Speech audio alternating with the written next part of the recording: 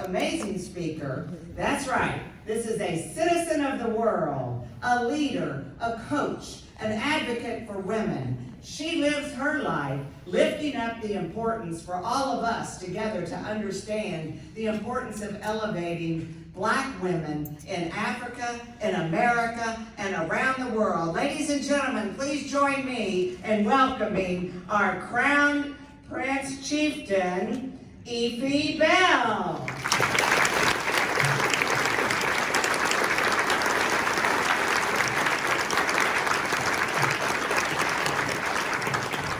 don't know about y'all, but I gotta get one of those.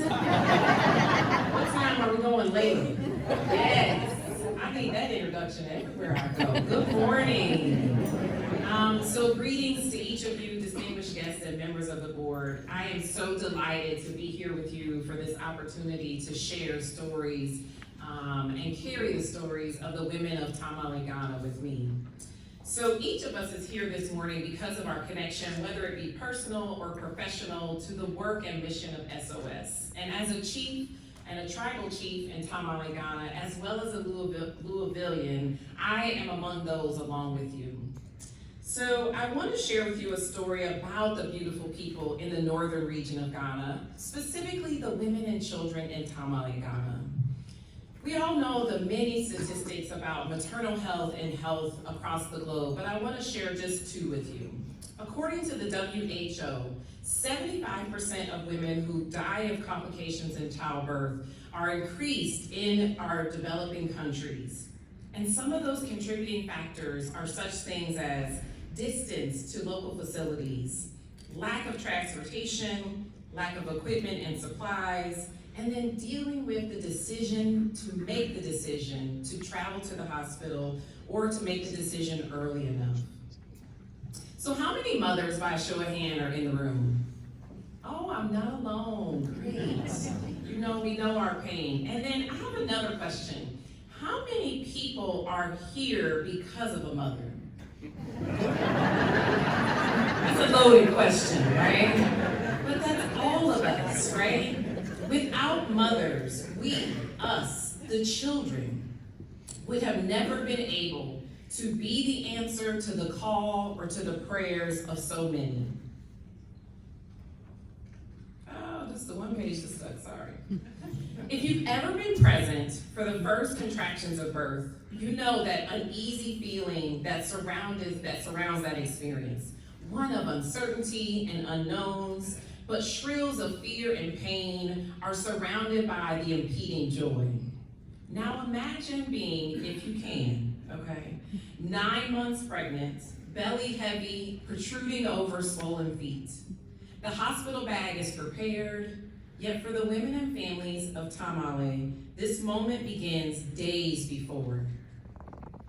Her family depends on her for nourishment, child development, job earnings, and other vital aspects that keep the family thriving.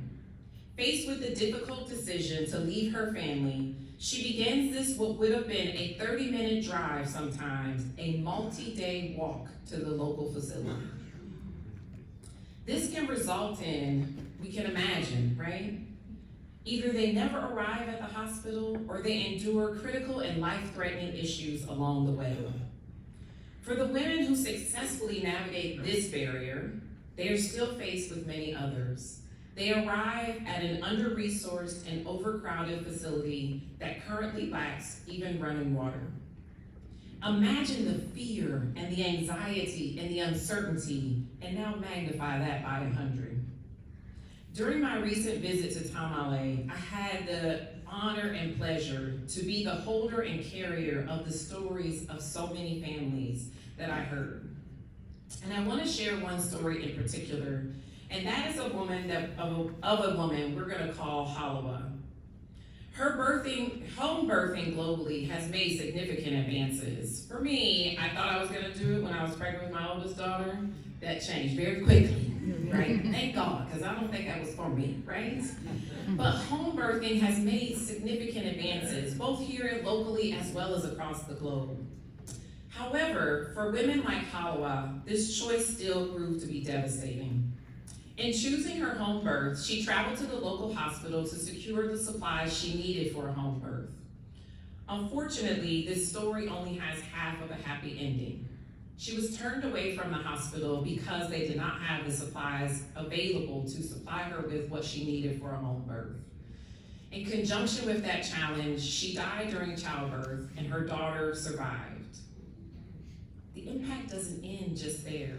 Not only on her, her children, and her family, but the workers and the staff of the hospitals and facilities who get up every morning with the great desire to be able to serve families and children and individuals with the successful outcomes they desire.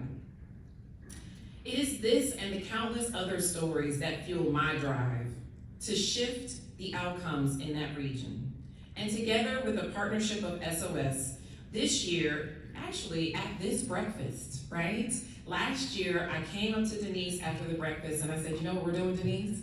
She was like, what are we doing, Chief Bell? I said, we're shipping a container. She was like, we are? I said, yes, we are. Let's just watch, right?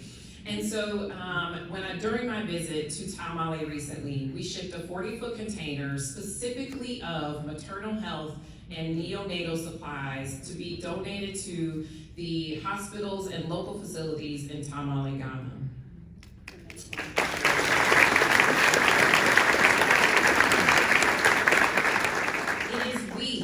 It is us, the children in this room, and many others. Together, we can and we will be part of the answer, be part of the answer to a prayer, and a part of the movement, not just a moment, to reduce the fear, to reduce the anxiety, to reduce the uncertainty, and to increase the hope and the possibilities. Thank you.